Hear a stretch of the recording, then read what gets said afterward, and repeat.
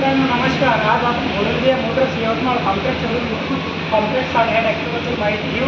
इथे अशी रेंज भरपूर अवेलेबल आहे. ॲटम 26पासून तर कॉम्प्लेक्स 60पर्यंत स्मार्ट 45 इथे आहे. त्यानंतर स्मार्ट साधा स्ट्रेट एक्सेलवाला तो पण आहे. तर आपण हा स्पेशली कॉम्प्लेक्स 60 मॉडेल ह्याबद्दल माहिती घेऊ.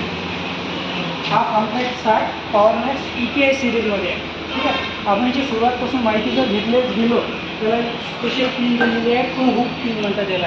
त्याच्यानंतर याची बफर दिलेला आहे. बफर पण हेवी आहे. त्याचं जर हेवीची माहिती सांगण्यात झाली हे 90 किलोचं पूर्ण बफर आहे. 90 किलोचं बफर देण्यामागचं कारण असं की ह्याच्यावर ज्यावेळेस ट्रॅक्टर आपल्याला ट्रॉलीवर चालते त्यावेळेस लिफ्टिंग नाही होणार. समोर वेट लावण्याची तुम्हाला आवश्यकता नाही. त्याच्यामुळे 90 किलोचा बफर सेपरेट दिलेला आहे. आणि हे सिंगल पीस बोनटमध्ये हा ट्रॅक्टर आहे. एका साध्या बटन असा उघडून इझिली सिंगल ओपन होऊन जाते. आणि एअरटिनर याला ड्राय टाईप एअरटिनर दिलेला आहे.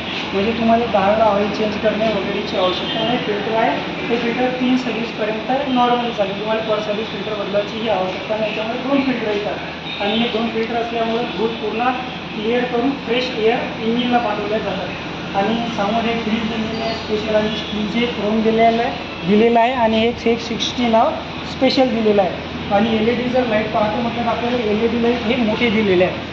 प्रोजेक्टर लॅम्पपेक्षा LED लाईट हे साईडची जी आहे आपण म्हणजे लावले जाऊ शकतात. आणि आतमधला जो बल्ब दिलेला आहे हा 130चा दिलेला आहे. म्हणजे 130चा दिल्याचं कारण असं का तो फोकस आहे एकदम लंब जाऊ शकते.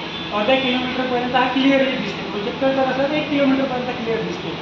त्याच्यानंतर स्टेरिंग जर पाहतो म्हणजे त्याला बॅलन्स पॉवर स्टेरिंग आहे. बऱ्याचशा ट्रॅक्टरला सिंगल पॉवर स्टेरिंग येते. सिंगल पॉवर स्टेरिंग आणि बॅलन्स पॉवर स्टेरिंगमधला डिफरन्स आहे. बॅलन्स पॉवर स्टेरिंग काटायला इझी जाते. सिंगल पॉवर स्टेरिंग काटायला हार्ड जात असते. आणि बॅलन्स पॉवर स्टेरिंगचा एक पॉवर टँक त्याला आमची सेपरेट दिलेली आहे.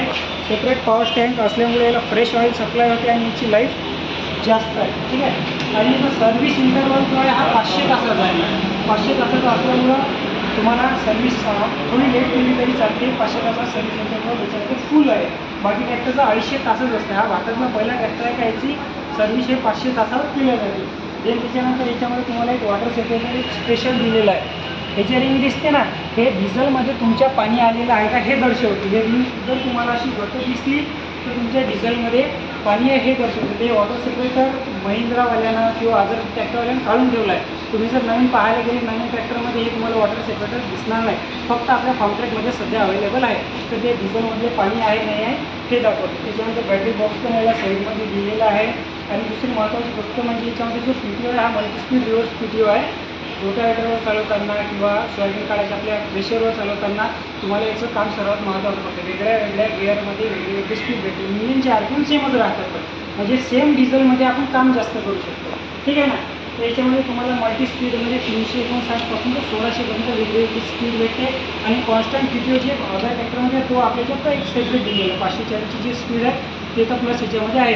आणि हायड्रोलिकमध्ये सेपरेट ट्रान्सपोर्ट लॉक दिलेला आहे. तुम्हाला जर अवजार एका ठिकाणाहून दुसऱ्या ठिकाणी घेऊन जायचं असल्यास लिव्हर खाली जरी आले चुकून तर तुमचावाला हायड्रोलिक खाली येणार नाही. त्याच्याकरिता हा ट्रान्सपोर्ट लॉक याच्यामध्ये दिलेला आहे.